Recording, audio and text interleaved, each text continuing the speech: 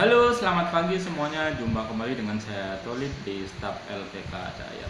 Di sini saya akan sharing tentang siapa yang diuntungkan atau paling diuntungkan antara majikan, yayasan, atau pegawai.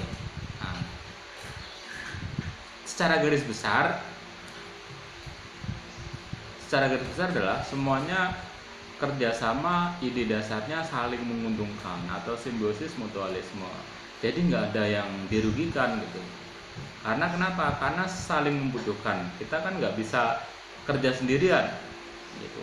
Contoh seperti ini, dari pihak pegawai sendiri di daerah gitu kan, Anda di daerah pengen kerja, pengen ngerantau, pengen cari uang di kota gitu kan, jadi babysitter atau pembantu rumah tangga atau asisten rumah tangga gitu kan, Anda kan pasti bingung caranya bagaimana ya nyari kerjaan di kota. Kalau Anda nggak punya sanak famili di kota, Anda nggak punya kenalan, Anda nggak punya channel gitu, pasti Anda bingung gitu kan, gimana ya caranya ya.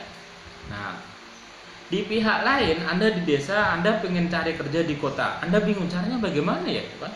Di pihak lain, para majikan di kota, orang-orang kaya di kota, mereka juga bingung, gimana cara nyari pegawai di daerah, gimana caranya nyari orang untuk merawat anak saya, atau nyari orang untuk bersih-bersih rumah saya, sementara saya kalau siang kerja terus-terusan gitu, saya bisa menghasilkan uang, tapi nggak ada yang merawat rumah saya, gitu kan?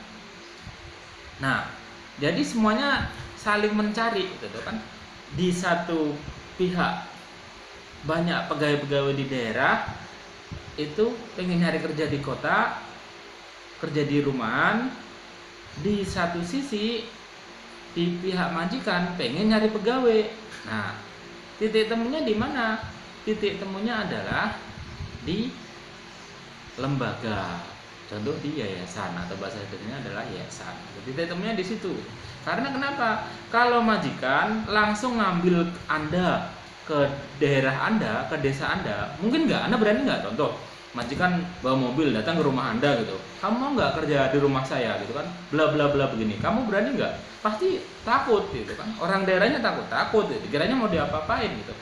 Atau sebaliknya, dari daerah langsung aja berangkat ke kota, langsung door to door gitu, atau dari pintu ke pintu, permisi Pak, Bapak butuh pembantu rumah tangga, permisi Pak, menawarkan diri gitu kan.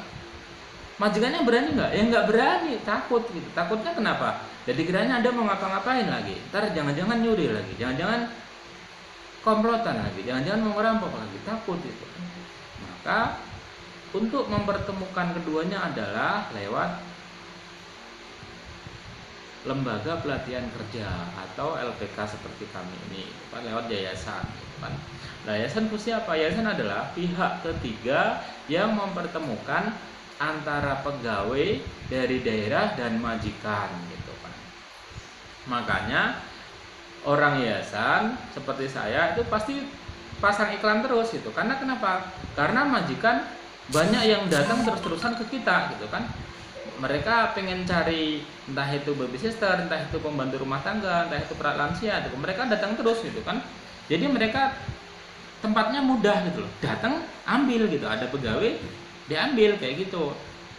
Nah, jadi setelah pegawai-pegawai dari daerah datang ke kita, nah habis itu dari kita majikan ketemu datang ngambil ke kita. Nah, prosesnya kurang lebihnya seperti itu gitu kan. Terus yayasan dapat salary dari majikan dan juga dapat dari sedikit dari SDM atau dari pegawai dari daerah. Itu mirip uang jasa namanya. Itu lumrah gitu, karena adalah uang jasa mempertemukan Anda dengan majikan. Makanya kalau ada potongan itu lumrah gitu.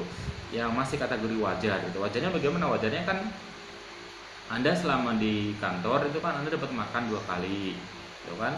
Terus sebelum sampai diambil majikan, terus Anda kadang dididik dulu, di training dulu. Jadi kemampuan Anda yang kurang-kurang pas disesuaikan, nah sampai Anda diambil majikan. Jadi kalau secara garis besarnya itu kan yang paling untung yang mana? Yang paling untung adalah semuanya diuntungkan, tidak ada yang dirugikan. Toh pegawai dari daerah kalau nggak cocok dengan sistem yayasan, dia bisa balik lagi, nggak ada apa tuh, nggak ada yang rugi sama sekali. Toh majikan kalau nggak cocok dengan Anda juga dia bisa tukar ganti pegawai yang lain gitu kan. Nah, jadi fungsi yayasan adalah mempertemukan antara pegawai dari daerah dengan majikan, dengan sistem sama-sama diuntungkan, tidak ada yang rugi. Oke, saya rasa itu aja sharing saya hari ini itu kan. Semoga bermanfaat. Jika Anda ada pendapat lain gitu kan, bisa di komen. Dan jika info sharing ini bermanfaat, bisa di like dan subscribe. Sekian, terima kasih.